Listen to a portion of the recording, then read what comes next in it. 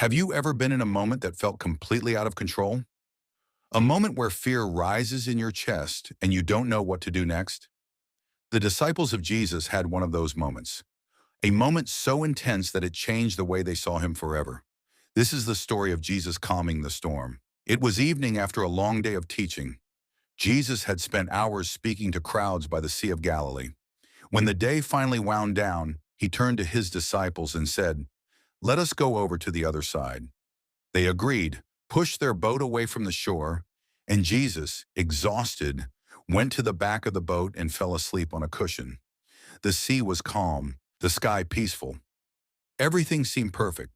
The disciples probably thought it would be an easy trip across the water, but the quiet did not last long. Suddenly, the wind began to rise. A few waves hit the boat.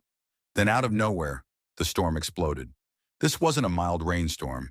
It was the kind the Sea of Galilee was known for. Fierce, sudden, and dangerous. The wind roared. Waves crashed into the boat, pouring water in. The disciples, many of them experienced fishermen, panicked.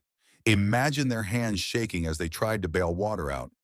Imagine shouting over the thunder and wind.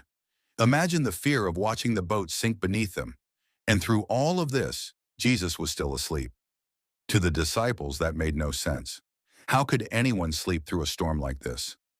Finally, terrified and desperate, they rushed to him, shaking him awake. "Teacher," they cried, "don't you care that we're going to die?" Their words revealed everything. Their fear, their helplessness, and the feeling that God might be distant in the moment they needed him most. Jesus woke up and stood, calm, steady, completely unshaken. He looked at the raging wind and crashing waves, and with the authority of someone who created the waters themselves, he spoke three simple words: "Quiet, be still." Instantly, the wind stopped. The waves rested. The sea became calm again. Imagine the sudden silence, the water settling, the disciples staring at Jesus in complete shock. Then Jesus turned to them and asked, "Why are you so afraid? Do you still have no faith?" He wasn't angry.